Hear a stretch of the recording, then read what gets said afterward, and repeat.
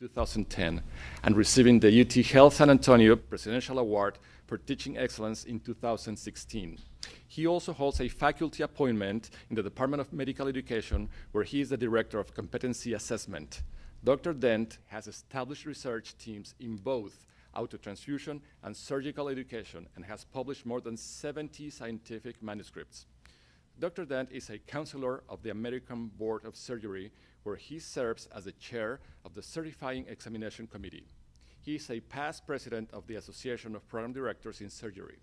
He has previously served on the executive committee of the American College of Surgeons Board of Governors as lead of the education pillar, secretary, and vice chair. Thank you for being with us today, Dr. Dent. Please remember, let me remember to type your questions into the chat function. They will be answered at the end of today's presentations. Councilwoman.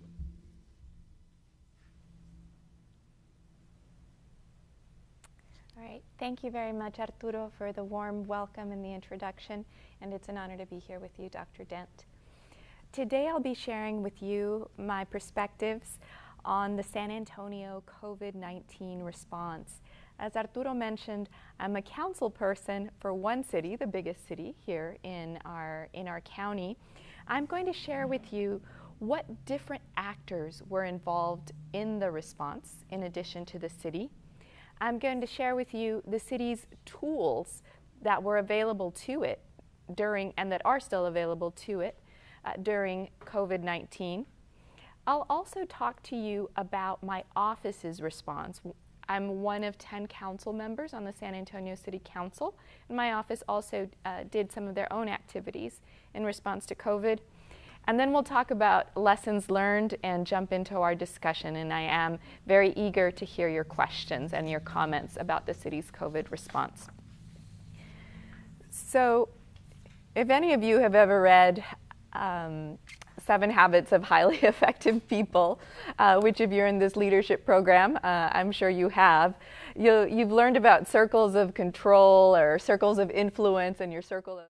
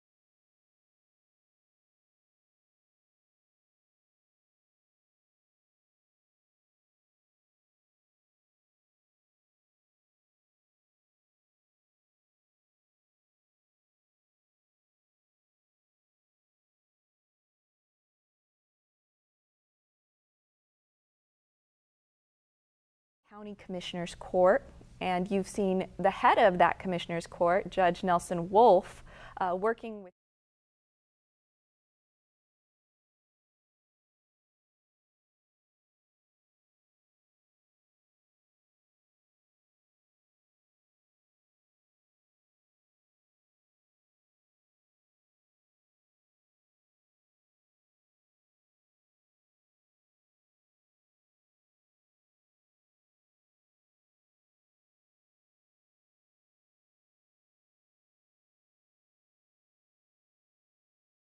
tell you that's really where there is the least barrier between the constituents and the government, is at the local level. People have my cell phone number, constituents have my cell phone number, and they want answers and they expect accountability from us at the local level. So we are least insulated from the crisis. Or as I say, locally, that's where the effects happen. That's where the patients are. That's where you read the obituaries, right? In the local newspaper. It's not happening anywhere else. I'll tell you that what the federal government and what the state government can do, which is very, very important, is they set the tone for how the pandemic is going to be handled. And basically the locals are left with working with whatever the federal and the local government, federal and the state government pass down to them. So I think we can all recognize that early on in the pandemic, the messages that we got from the federal government and from the state government is that this was going to end relatively quickly. There was no need to be very, very concerned that this would go away. But at the end of the day, when that didn't happen, I believe it really fell onto the local government to take action and protect the health and the lives of our residents. So one of the strong recommendations that the medical and the epidemiology and public health community came out with were something that was called the 3 T's, testing, tracking, and tracing. And the city of San Antonio definitely took on the testing. We created a testing task force very early in the pandemic when people wanted to know if they had the disease, because once you knew that, you could quarantine or isolate, and make sure that you didn't infect other people. Also important is the tracking, right? To make sure that that person who was infected, we know where they are, we know that they're not interacting with other people. But something that you may remember hearing a lot about a few months into the pandemic was the contact tracing. And what does that mean? Contact tracing, in the absence of a vaccine, helps us control the spread of the virus. And the doctor's looking at me. I know I'm getting into medical territory here, but it helps us control the spread of the virus, because what we do is we contact the people who were around someone who was infected and let them know they may have the virus, so to keep an eye out, and so they should be quarantining.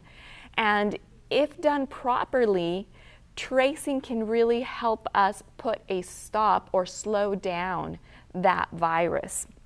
So these are some of the tools that the city used and that we have our city staff to this day working on. Some of the other tools, so on the next slide, I'll show you some of the other tools that we used in the local pandemic response. Some of the ones that you heard about were the emergency orders. The first ones that you heard about probably were the ones that shut down dine-in eating. These were not easy decisions to make. We knew they were going to affect people's income. We also knew it would affect what people felt as their freedom. But there was a strong concern that if we didn't do that, that there would be more spread of the virus and that people would fall ill. And so we thought, if we do this now, we'll hurt a little bit now, but later on we'll be better off. We'll have the virus more under control. So the city and county passed the first emergency order on March 23rd, so almost a year ago today, and it was called a stay-home order. It wasn't called a lockdown or anything like that, the way it was called in other areas. The state government quickly followed by in March 31st, so just a little bit over a week after that, they did the same thing. Another thing that we worked on, and this was in April, you'll see the health transition team plan. At this point, the county and the city leaders, that was the judge and the mayor, put together a health transition team, what they called a health transition team. And this team was chaired by Dr. Barbara Taylor of UT Health. She's in the infectious disease department of the medical school there. And what this plan did was say, when we reopen again in San Antonio, how should we do that? And what this group did, which I think was absolutely brilliant, is instead of just saying, oh, this is essential or this is non-essential, they divided up the activities that we have in our community by how risky they are. In other words, how likely are you to get COVID if you go eat at a restaurant, if you go shopping at H-E-B? And that way we could we could basically prepare based on how risky something was. Well, we had this great plan, and then that was followed by an economic transition team plan where business owners said they were prepared and they were going to take a pledge, and when the numbers were right, and so that's another thing that the health transition team did, is they came up with some indicators that we should be watching. And when the indicators, whether it's the positivity testing rate or how many people were in the hospital, when the indicators got to a certain number, then we knew it was safe to begin reopening. So that's what we were monitoring. So we were all ready to go, and then guess what happened? Then the governor said, oh, we're just going to reopen. And we weren't sure what indicators he was using, but at that point, the governor really took this out of the hands of the locals and left it in the hands of the state. So we lost any regulatory authority on a local basis to basically protect people's health from the riskiest behaviors. Eventually we moved into the mask mandate after the governor passed this order in the late summer or fall. We figured out that, well, we could ask businesses to require it of their employees and of their customers, so that we did. Some other tools that we had is something called a Community Health and Equity Committee. That's what I chair. It was the job of my committee to ensure that we implemented the Health Transition Team's plan. And as I said, we weren't able to do that after the governor issued his orders. And then we also have a group, and this was a really critical group of health folks and community members, and they're called the Community Response and Equity Coalition. They're basically a team that's on the ground and figuring out what are some of the needs of the community and how can we, not just as a local government, but as nonprofit organizations or social service organizations, respond to what's needed. Now I'm going to share with you a slide that some people think is very interesting, because at some point in the pandemic, the federal government acted by sending us money. And it sent money all over the US, and that was the CARES Act. So I'll tell you a little bit about what City Council did with that funding. As we know, COVID-19 began as a health crisis. It spilled over into an economic crisis. So a lot of that money was used to alleviate the economic damage that was occurring and is still occurring to this day because of COVID-19. So we ended up putting about over $100 million into what we call housing security. That includes giving people assistance to pay their rent, to pay their utility bills. We also set up some assistance centers for more long-term help. We made a big investment in something called workforce development. And this workforce development program, the one that we funded with the CARES Act money, actually gives people a stipend to go back to training and prepare for a different job. So people who may have lost their jobs in the service sector, so hotel, tourism, dining, are training as we speak to enter into other career paths that are still hiring for people. We also spent some money on small business support. There were grants that were awarded. And another thing that we saw was the need for digital inclusion across the community. While many school districts, in fact all of them, went into remote learning, the tragedy of that was that while it kept students and faculty safe, not all students were able to access their educational material because they did not have reliable internet at home. So some money was set aside for that. You can see that not everything has been spent yet. We can talk about that later in questions and answers. What you won't see here on this slide is the money that was set aside for the actual health and emergency response. That was about $75 million. And while I wish it would have been greater, because I say at the end of the day, this was a health crisis and we need to improve health if we want to be resilient to this, I will tell you that one success we had was increasing the budget of the health department in the annual budgeting process. We increased it by 30%. So that's an historic increase. It's not on this slide, but I do believe it's going to give us returns in terms of the health of our community. All right. Now, no presentation by a council person would be complete if I didn't tell you about my publicity tour. Just kidding, but about the things that my office did. You know, we'd never had a pandemic like this in our lifetimes. You'll hear people say this is like a 100-year flood, a 100-year pandemic. This hadn't happened at this scale for over 100 years. So there wasn't really infrastructure set up to handle everything that needed to be handled in this pandemic. So that meant all hands on deck, right? Everyone had to do something. So instead of me just sitting back as a council person, showing up to meetings, voting on things, and hearing updates, it meant my team and I were actually out in the community. We participated in giving away PPE. There we are at the Alamo Dome. We participated in dropping off PPE. So that's me at a congregate setting facility actually just down the street from my house. So I was handing over some PPE there.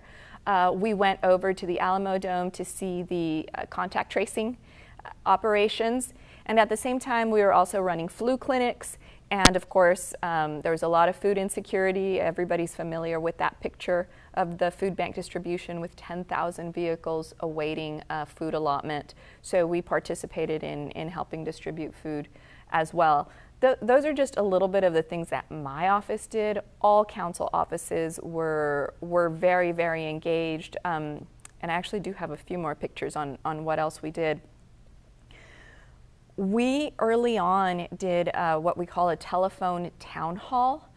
And that's because, you know, we were putting out information on social media, on email, but we knew that not everyone had access to that. So we set up a telephone town hall where people could call in. We had one in English and one in Spanish, and just ask basic questions about coronavirus and what it meant. And we had an overwhelming response. We had a lot of wonderful participation. And at that time, I believe this was in April when we held it, some of the things that I heard was really just fear. People didn't understand, and they were so scared they were going to get infected. So I took that as a signal that what we were doing was the right thing. We were providing information and doing what we could in the community to keep people safe. There I am touring the vaccine clinics. That's a whole other presentation for another day. You know, before the vaccine came out, there was a lot of planning about how are we going to make sure that people are encouraged to take the vaccine and they don't pass up on that option, because the vaccination is a critical tool in controlling the pandemic. Well, we haven't hit that wall yet of people not wanting the vaccine. Right now, what we have is a shortage of supply and a tremendous, tremendous demand. I'm going to jump into some lessons learned, and I think it's nearly impossible to sum up the pandemic response in 20 minutes. But these are just some highlights, and I'm sure one day there will be courses taught in universities about what happened and honestly how much our population aged in one single year, everything that we went through. But let me tell you a few lessons that I think came through, at least for the city and myself and my colleagues on the council, is that the health inequities in our community are really deeper than we thought. When I came onto council in 2017, the Bexar County Health Collaborative had issued a report, and in it they identified life expectancy differences, or life expectancy throughout the community based on zip codes, and they identified a 20-year life expectancy gap between the richest and the poorest neighborhoods in our county. I thought that was a huge health disparity. But then we had COVID, and we saw this across the nation, across the world, that people of color, people who were poorer, were more likely to die, to be infected with COVID, and to die if they did get it, than people who were not of color or who had more economic means. We can go into a long discussion about why that is. but that's a very important lesson. So my committee tackles equity, and so that's some of the issues that we'll be addressing going forward. One thing I like to say is that public health problems require public health solutions. I told you earlier, we just didn't have the infrastructure to respond to a pandemic, but we just also don't have a strong public health infrastructure, like in terms of tracking. We saw a lot of issues with reporting with the state, and there would be data lags, and really just the electronic and the database infrastructure wasn't there for us to coordinate very well with the state. So that's something that's a needed investment. And then lastly, I'll say that messaging can shape the course, and it did shape the course of this particular pandemic. I also say that this is a crisis, but it's sort of a crisis in slow motion, right? Because it went on for so long. And that provided us an opportunity to pivot and shift course. If you have a hurricane, that hurricane's over in a couple of days, and then you have the response to that. But in the case of the COVID pandemic, you can still do things midstream that will save lives in the whole course of the pandemic. And those are the challenges that we were met with every day from March of 2020 even through today. And not just messaging, but the rules that have come down from the state are going to change the course of the pandemic. When the governor first opened up Texas, when he issued that document last year before the summer, we saw a change and we saw a spike in the number of COVID cases, the number of COVID hospitalizations. We're facing that now because on March 10th, or just yesterday, there was a lifting of this mask mandate. I am extremely concerned about that, because the message it's sending is that taking care of your health is something that's in your own hands. And the truth is, it's not only in your hands, right? It's in the hands of the community around you.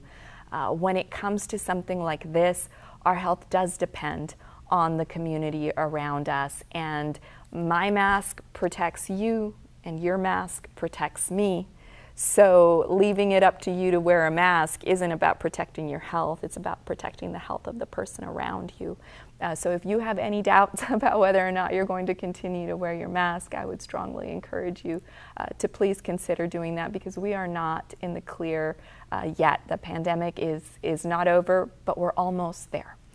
So I am going to stop there and enjoy Dr. Dent's presentation. Thank you. Thank you, Councilwoman Sandoval. So I'm going to talk a little about the pandemic response regionally, which includes the work that our local leaders did, and then also get down to the response institutionally within our UT Health San Antonio system and University Hospital. So next slide, please. So our region includes, can I see the next slide, please? There. So I'm going to talk about the prevalence. I'm going to talk about our STRAC, our South Texas Regional Advisory Council, and our Regional Medical Operations Center. And then I'm going to talk about our UT Health San Antonio institution-specific response with preparation. And I'm going to give a number of examples of some very creative leadership and creative thinking that went on within our institution that was kind of forced as we needed change leadership during this time. So next slide, please.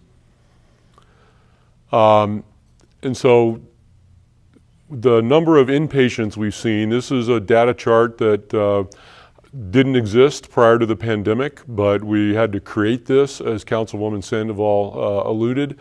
And our South Texas Regional Advisory Council came up with this. The blue line is total number of inpatients. The first peak is last summer. The second peak is the data as of the time I submitted these slides a couple of weeks ago, prior to the SNOVID, when I was scheduled to talk.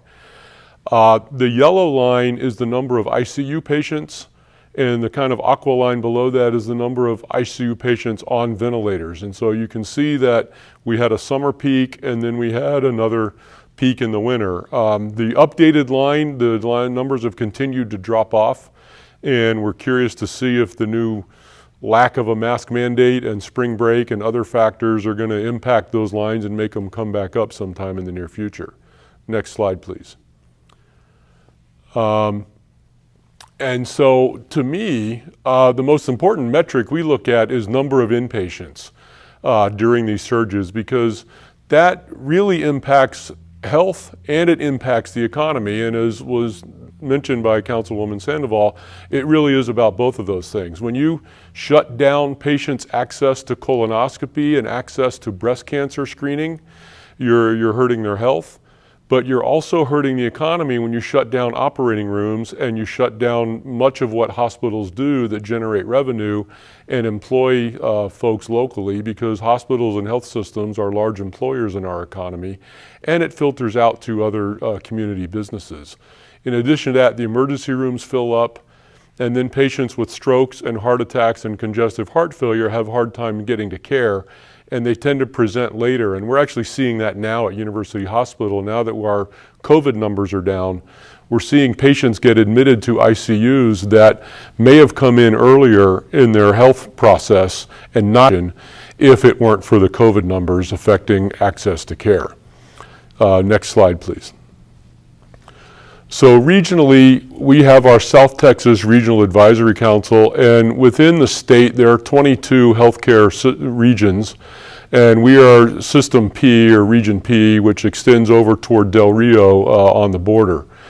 And this includes trauma care, stroke care, heart attack care, and all care.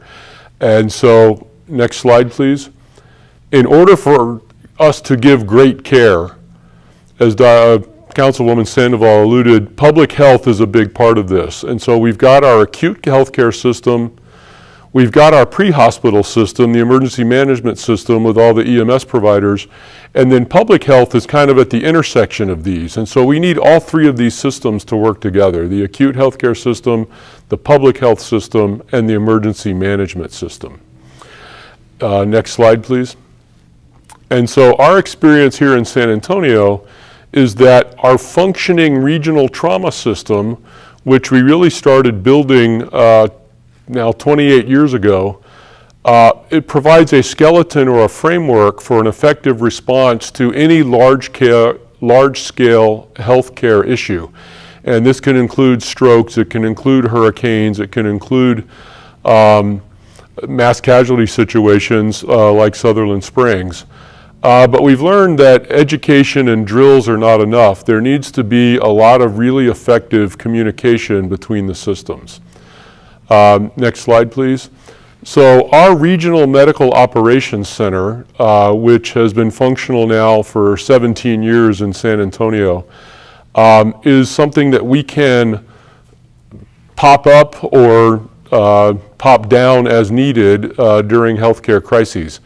And it's a formal aggregate collaborative system between the health systems. And this is one of the things that we're very fortunate in San Antonio to have.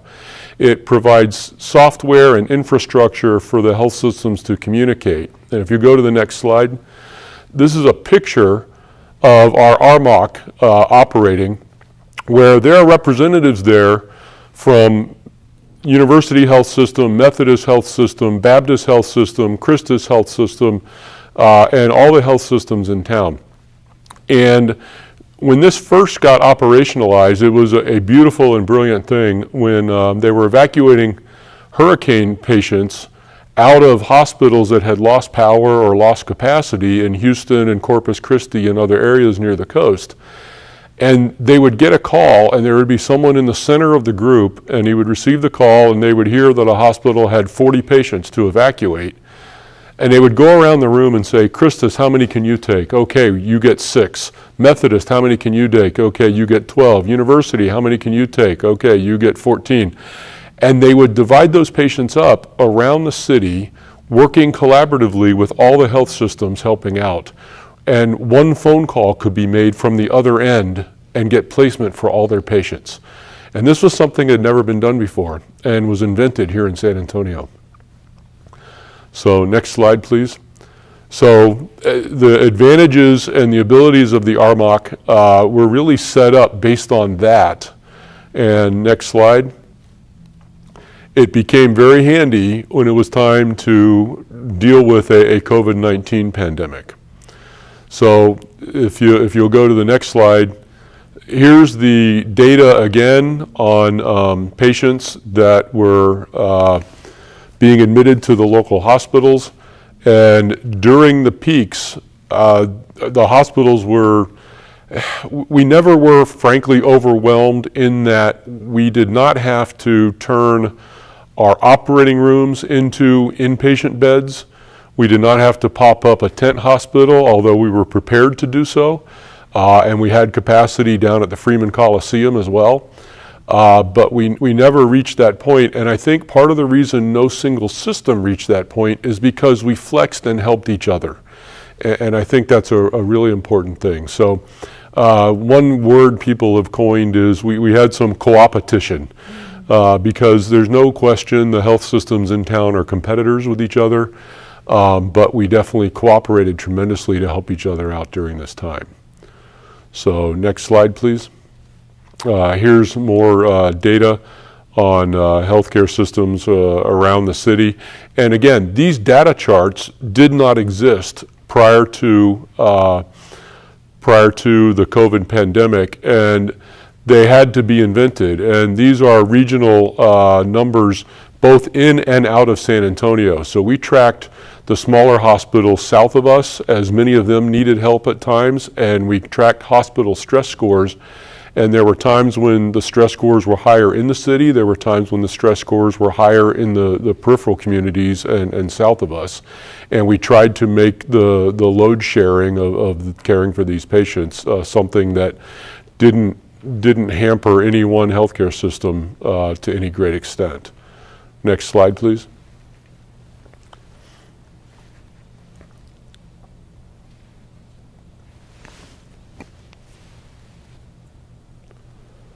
So an example of the load balancing, we were doing this day in and day out as patients got admitted in ERs.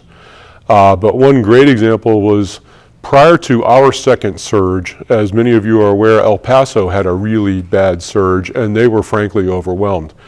And so we actually helped. Our system has become kind of a state system. And if you look at this slide, it shows where the El Paso patients were transferred all over the state, again, in a load sharing way, depending on capacity and availability of the recipient hospitals. There were a number of patients transferred to San Antonio. Many of them were actually within the Baptist system, but there were others that were transferred here in other healthcare facilities as well. So if you go to the next slide, the bottom line is the Regional Medical Operations Center really conveys a critical advantage in disaster and pandemic response, and it's a key component of our emergency healthcare system. It allows us to coordinate across the healthcare systems and in a regional way, and it allows us to link state and federal resources in a way that's politically tenable. And it's really critically beneficial and has been incredibly beneficial in the regional response. So the next slide, now I'm going to start talking about our institutional response and some of the things we did at UT Health San Antonio to deal with this, largely at University Hospital, but also at our VA hospital. And so the first thing we had to do was acquire protective equipment so that when the patients came, we were there. And fortunately, as many of you remember, we kind of had what we thought was our first surge back in March and April, and we shut down a lot of things. We acquired PPE, and we're ready for a surge that kind of never really came, not in the way we expected it to. And that was very fortunate, and that was a good thing. We also had to prepare for it, and in this preparation we realized we need sustainable providers. And so there were a number of ways people were doing this around the country. Some people were platooning people a week at a time to preserve their providers. We recognized that one of our limitations was going to be respiratory therapists, that getting doctors and getting nurses and getting advanced practice providers was a challenge, but our biggest limit for COVID, which is a respiratory disease, was going to be respiratory therapists, because you can mobilize non-pulmonary doctors and teach them about COVID and to do some pulmonary care, and non-pulmonary nurses can be trained to do pulmonary care. But respiratory therapists are a very limited resource, and so we started putting together training resources with that in mind. And so over the next few slides, and next slide please, with Dr. Scherer here.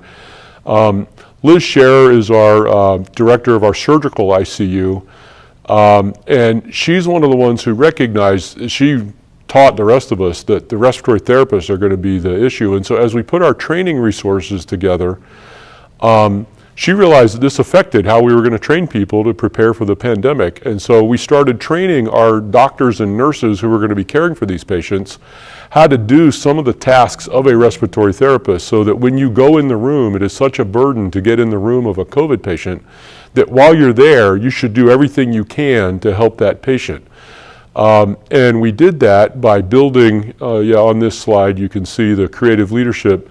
And we got our group, myself with our pulmonary critical care folks and our VA critical care folks, and we put together some just-in-time training platforms and set up some just-in-time training with simulated ventilators to teach people how to go in the room and do some nursing and do some respiratory therapy and other things while they were there.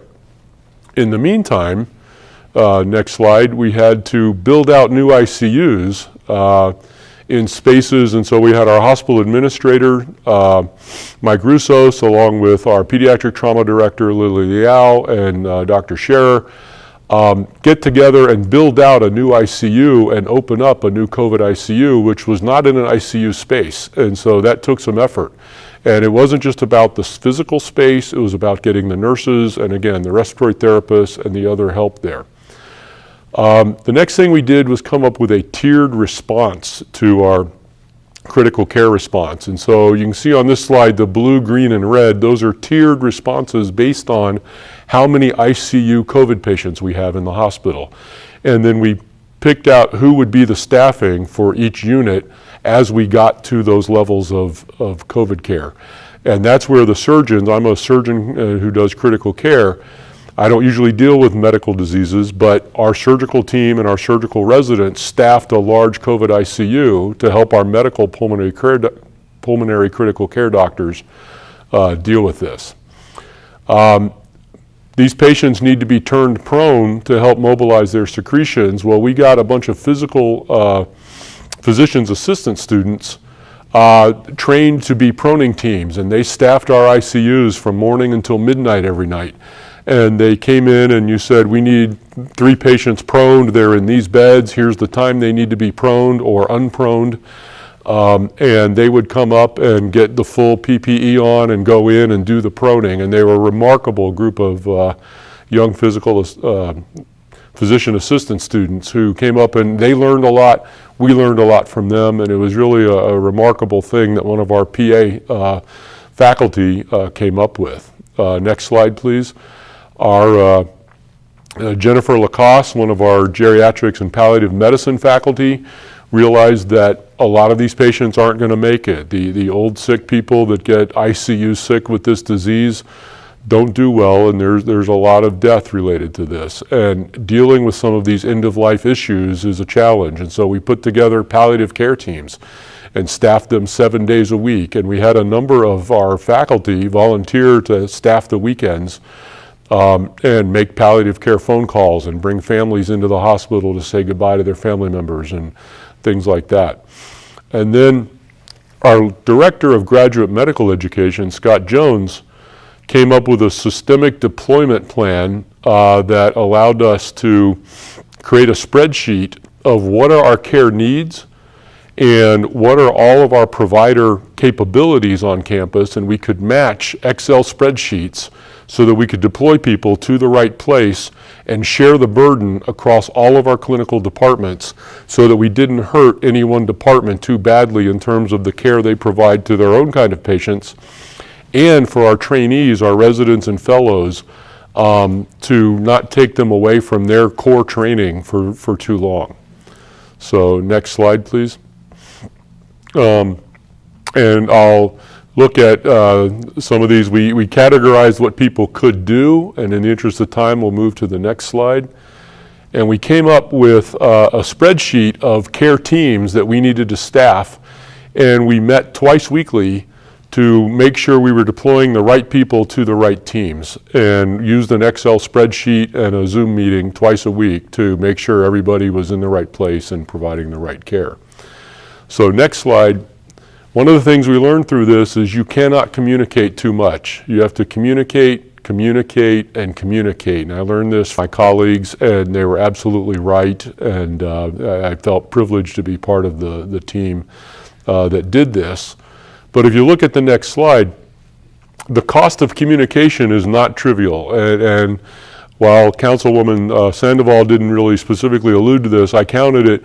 In my life, it meant 7 hours a week of additional meetings to communicate to the people that I needed to communicate from and to. And so we did that, but it comes at a taxing cost, frankly. And so on the next slide, we hired some outside physicians and outside nurses to come in. There's now actually, just like there are storm chasers following tornadoes, there are COVID chasers, and there are nurses and respiratory therapists going around the country working in the areas of the surges. So our results have been very good. We were the nation's, at University Hospital, the nation's #1 enroller of patients in the remdesivir trial, which we learned works in certain patient types.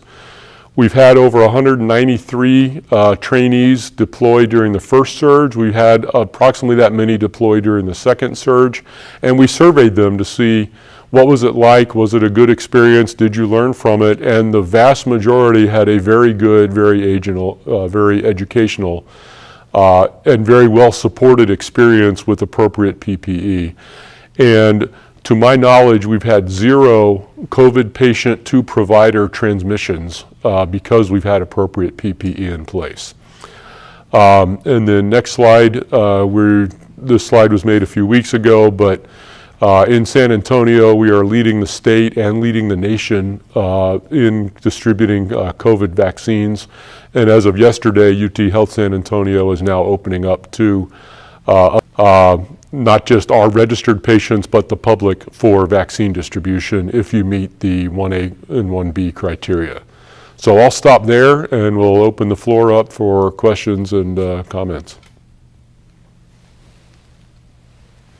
Thank you very much, Councilwoman Sandoval. Dr. Dent, for your remarks.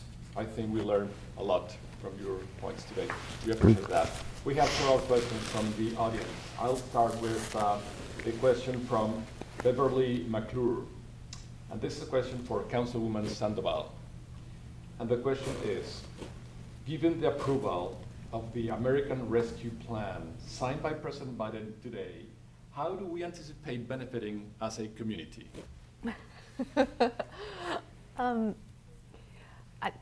So I'm not familiar with all, I think it's 6,000 or 600 pages of the plan, but I will tell you we are very lucky in that there will be money going directly to local governments, and that's not always the case. In fact, my team was just advocating for that not too long ago, for direct money going to cities and counties, because we are at the front lines. So thank you. Mm-hmm.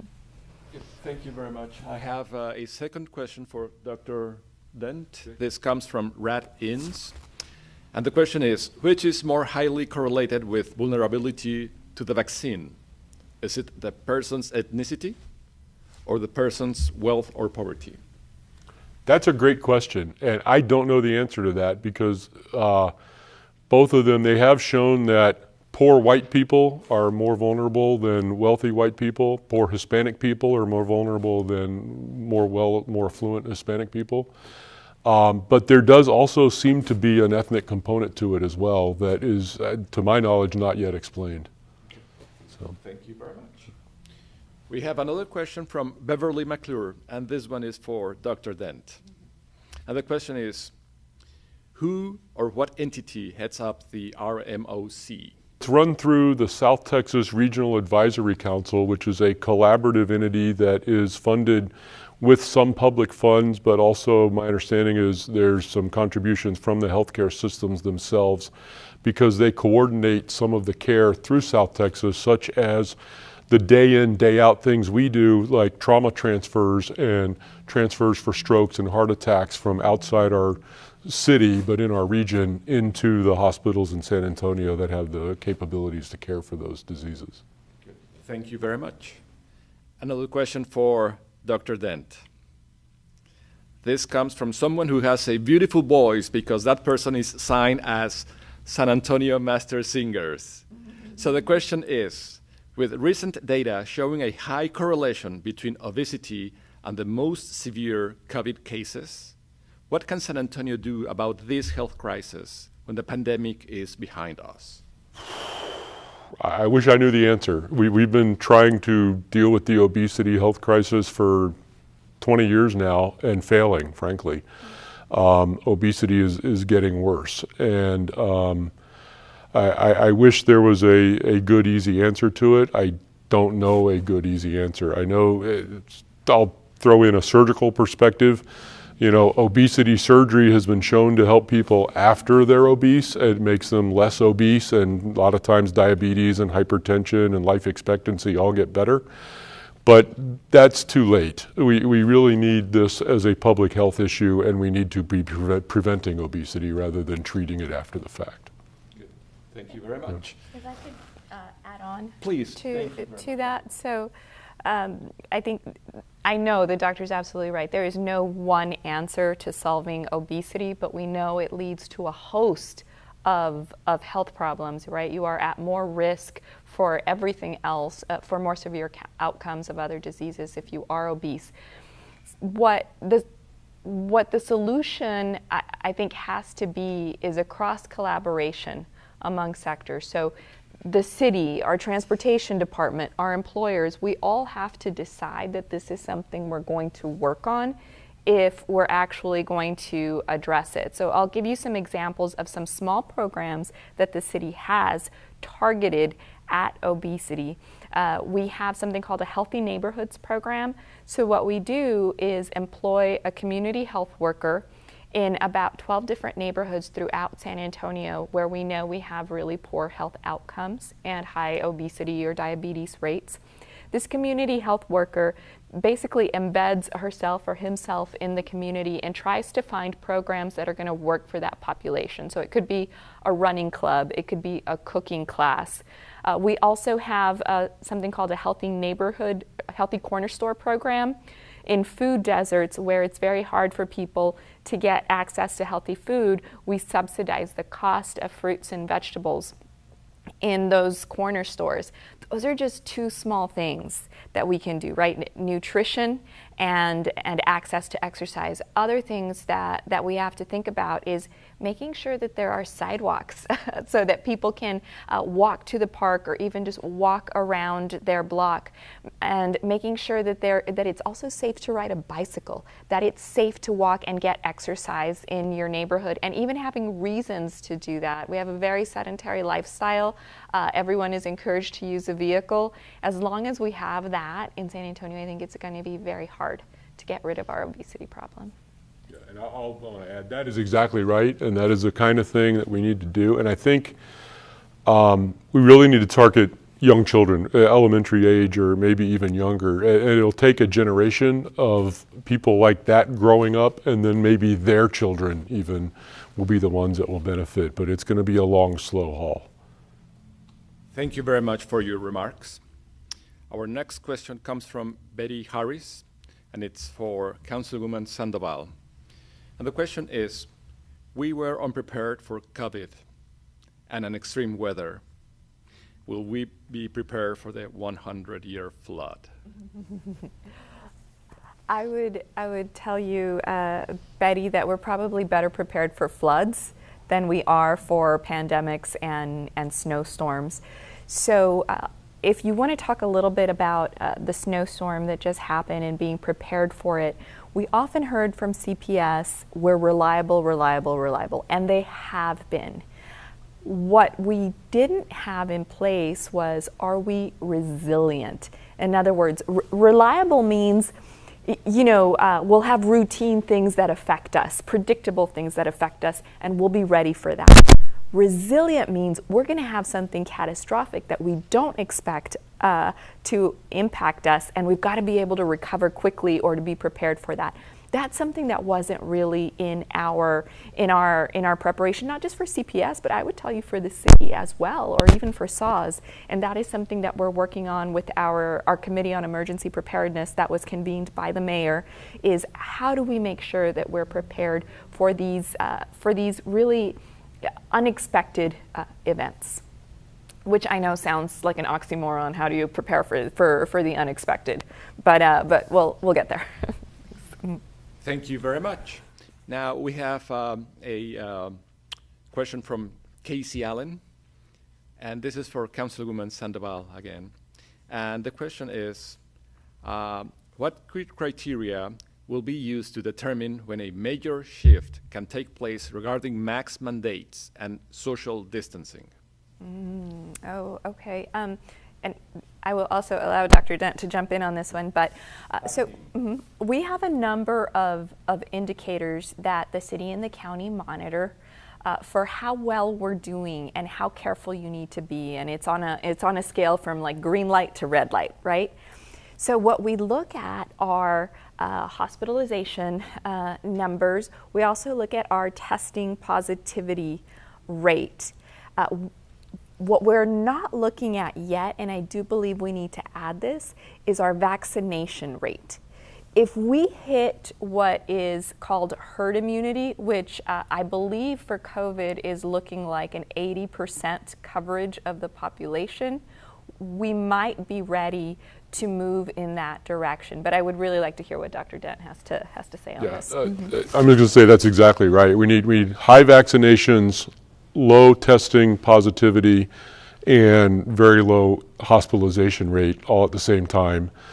But in the meantime, the thing that I've struggled with from a policy perspective is, to me, I'm very pro-economy, but this disease won't let you be both pro-economy and anti-mask. You have to pick one, okay? You can be anti-mask, but then you can't open the restaurants. And so for now, we pro-economy has to be pro-mask. And we may get to a time and a place where that's no longer true, and that's what obviously the source of this question is, and I hope that comes in the not too distant future. In terms of the vaccination herd immunity, you start seeing some effect at about 70% vaccination, but enough to go without masks. I have not read anything specific yet, but probably in the 80 to 90% vaccinated range. Thank you very much for your remarks. Next question comes also from Casey Allen, and I think this is for Dr. Dent. And the question reads as follows. With 95% effectiveness with second vaccines and 2 additional weeks, is it realistic to assume the virus is still transmissible from the fully vaccinated? It might be. I don't know the answer to that question. I've wondered it. You might be able to carry it around a little while without killing it and give it to someone else, even though it doesn't invade or infect you. And obviously the 5% who get infected can do that. It seems less likely. The viral burden won't be as high, and so it won't be the R0 or the transmissibility quotient won't be as high. But again, that's still data. One thing about this disease is, we had to make decisions a year ago, March, based on very, very little data. And we have a lot more data now, but we don't have it all. And the vaccination response and the different strains that we're going to see, those are still question marks, and we're getting more data every day as we move forward. So that's why it seems like policies change, and what happened at one point and a decision was made at one point a month later seems crazy, but it's because we're learning more as we go, and we still have more to learn. Thank you very much. Now we have a question from Donna V. That's how she's registered tonight. And the question is, and this is for Dr. Dent, and maybe Councilwoman Sandoval, maybe you would like to tag team with Dr. Dent.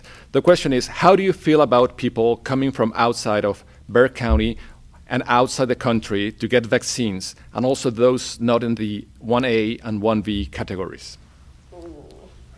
Yeah. I'm not in favor of that. I think I think the policies are being set up to maximize the benefit of the vaccines as they're rolled out. I mean, eventually we're going to have enough vaccine for everybody, but in the meantime, I think we should, to the best extent we can, follow the policies. And I've talked to people that are working the front lines at the vaccination station down at the Alamo Dome, and there are definitely some people getting through that probably shouldn't. But how you enforce that and do it in a way that allows for throughput of patients and other things is a real challenge for the folks down at the Alamo Dome right now, frankly. I absolutely agree. I mean, ideally, we would want to spend our resources on our residents here in San Antonio and protect them, of course. It's really hard to enforce some of those things because you also don't want to turn away people who may not have, let's say, the proper documentation, but do live here in San Antonio. They may still be vulnerable people who are eligible to receive the vaccine. But I think the last thing you want to do is turn off a whole category of people from coming and getting their vaccine. So we know that, for instance, there are many people getting their vaccines right now who have probably not seen a doctor in ages. They just don't have a regular primary care physician. So they may not have documentation about high blood pressure or documentation about diabetes. Nonetheless, you can look at them and see, okay, well, they're obese, and then you know that they're over a certain age, and so you want those people vaccinated, and you wouldn't want to turn away that whole group of people who is already so vulnerable because they don't have access to health care. Well, thank you for your points of view, for your remarks and your opinions. This coming question comes from Casey Allen again, and the question is this. And I don't know who should answer, so I would leave it up to you to take turns or to decide who wants to answer. The question is, could you have lied to modify the very public messaging that appeared to be get the virus, be hospitalized, and ventilated, and then die? Versus a 99% recovery rate along with therapeutics that can interfere with the virus progress? A 99% recovery rate seems to have gotten less emphasis. I'll take a stab at that. That's true that the vast majority of patients who get COVID do not die. That being said, the burden, and I hate to say burden because it's a privilege to care for any patient, including COVID patients, but the burden of disease and the way it shuts down hospitals and it subjects a lot of people to a lot of risk, although, like I said, we've done a good job of not catching COVID from our patients. It takes a lot of resources to accomplish that. I think you can look at it that way. To me, when you start closing down hospitals and patients start dying of things that they could have gotten treated for outside of COVID, I think we've pushed that limit too far. Personally, I think if you could draw a line and keep us at hospitals are running on all, and obviously I'm biased, I'm in healthcare, but I think hospitals is just one marker of the economy, but hospitals are running on all functioning levels, and we don't past that, then the burden of disease is not really hampering our economy, it's not hampering our patients and that sort of thing. But we've passed that twice in San Antonio. We've had to shut down a lot of basic operations of a lot of things. And so I think that's pushing it too far. I would add that in addition, well, two things. When you are trying to message for behavior change, What you want to tell people is what they need to know in order to take care of themselves. And if you're telling people you're going to recover, everything is fine, they may not take it that seriously. I'm not saying it has to be entirely doom and gloom, but they need to be aware of what the risks are. The other thing is, we don't know, like Dr. Dent was saying, we're learning more and more about the virus every day. We know so much more now than we did 1 year ago. We don't know what the long-term impacts are. I mean, some studies have shown some very negative impacts, even if you do recover, possible loss of lung function. And that that has consequences later on in life, right? So I think we don't want to take that risk with our population. Thank you very much. Now, this next question comes from Frederick Martin, and it's for Councilwoman Sandoval. And the question is there discussion among local and or state governments regarding a potential requirement that citizens validate their vaccination on an official ID, whether a driver's license or other form of ID? Well, what do you think? If we can't even require people to wear masks, I don't think we're going to be able to require them to take the vaccine. I will tell you I don't see that happening on a citywide or governmental level right now. I haven't heard about that. The only places I'm starting to hear that about are maybe employment centers. So I'd be really interested in hearing what the hospitals are doing around that. Yeah, we're not requiring vaccination right now. Over 90% of our providers chose to get vaccinated. Not everyone did. Some of them have maybe another health issue or have had an allergic reaction and that sort of thing. But we're not requiring anybody show proof or anything like that currently. The place I'm thinking we may start seeing that is when you check in for an airline flight. To travel to other countries or just getting on an airplane in general is some place that they might start asking for that sort of proof. But I don't know. Thank you very much for your answer.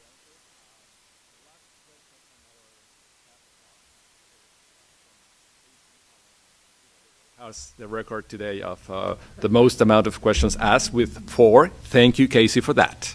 The question is, considering herd immunity, are those with antibodies from having recovered from the virus counted along with those who have received vaccinations, Dr. Dent? So that's still a work in progress, but they probably should be.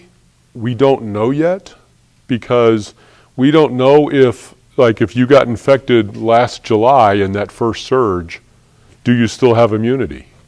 And you probably have some, but whether it's the same level as I got a vaccination with a dose in January and a dose in February, probably not, but we don't know. And so that's one of those things I was referring to earlier about things we're learning. What is your level of immunity 6 months out, a year out from being infected? And by the same token, what is your level of immunity 6 months out or a year out from being vaccinated? We still aren't 100% sure on that yet either. That's still one of the unknowns that medical science has before it to figure out. Thank you very much. That's, Kathy, thank you. Thank you very much. Just in time, Kathy McNaughton is just asking, do you think it is safe to travel by air if one is vaccinated and wears a mask? I think, Dr. Dent, this is for you. Yeah, so I actually traveled twice in the pandemic by air prior to my vaccination. And I think a lot of things are safe. I think dining in a restaurant is safe. I think a lot of things are safe if you take the appropriate precautions. And so when I traveled by air in October and November, we were able to book seats where it was just us on most flights and we were not next to or in the same aisle with other people. In the one flight where we did have to be next to a stranger, I have access to more N95 masks, so I sat next to the stranger. I put my N95 mask and my regular mask on. I did not eat or drink anything during that flight, and I got off the plane and got a drink and whatever. So I think it requires a little more effort and a little more planning. And you have to be meticulous. I don't think you can do the usual flight where you're sitting next to your unknown neighbor and both of you are eating and drinking as the peanuts come around and the water comes around. I think you need, and we also made sure we didn't have to make any bathroom trips on those flights where you're passing in short, very close quarters getting to and from the restroom. And so I think if you're thoughtful about many things, I think you can do a lot. And that's why I made my comment earlier that the economy and masks they have a very direct relationship. A lot of things can be open if you mask appropriately. And so that's kind of how we're looking at it. And I am now vaccinated. I am scheduled to fly to Florida in a couple of weeks, but we went out of our way to book a direct flight rather than have to do 2 flights. And we're going to drive a little farther as a result, but that's the trade we made to fly as safely as possible. So I think you can do a lot of things safely, especially if you're vaccinated, but I'm still going to wear my mask, and if I'm next to a stranger, I'm going to wear my N95 also. Thank you very much. That was our last question, but I would like to give you the opportunity to give us a last 1 or 2 minute remark, recommendation, observation, or just drops of wisdom that you might share with our audience tonight. Wisdom? You might be asking the wrong person here. I'm speaking for myself. I just want to thank you for the opportunity, Arturo, for being here and sharing a little bit of my experience with your audience. And I am so curious where Casey Allen is typing in her questions from, or his questions from, because there are so many. But no, just thank you very much for the opportunity. We're not out of the woods yet, but I think we will get there. So I'll say, first of all, thank you also for the privilege of being here. The second thing I'll say is I think this was great because the whole thing about this is it requires cooperation around the city in a level that has never been needed before in a sustained way. As Councilwoman Sandoval pointed out, it's not just a 2-day hurricane. This has been an ongoing effort, and it's going to continue. We've got still a fairly long road ahead of us. And then the last thing, I'll reiterate what I've said twice, which is we're still learning. And so the policies, the outcomes, the things like that, the recommendations from local and state and national politicians can change as we learn more. But we don't fully understand this disease yet because the virus is mutating, we're seeing different strains, and so please be patient and please be understanding that your leaders are trying to do the best they can given the data they have, but the data changes from time to time and we have to be flexible sometimes. Well, thank you very much. We are the ones who want to thank you for your time. We want to thank you for your knowledge. We want to thank you for your leadership. We want to thank you for your service to our community. Things are better off for what you and your teams do to help us drive through this pandemic. So with having said this, I would like to remind our audience that we have one more virtual educational presentation, and it's scheduled for on April 1st at 5 p.m. It will be a program on how to address the implications of climate change in South Texas. We would love for you to attend. Thank you for being with us today. And now please click on the Live Meeting button and join us again on April 1st. Good evening. Be good and be safe.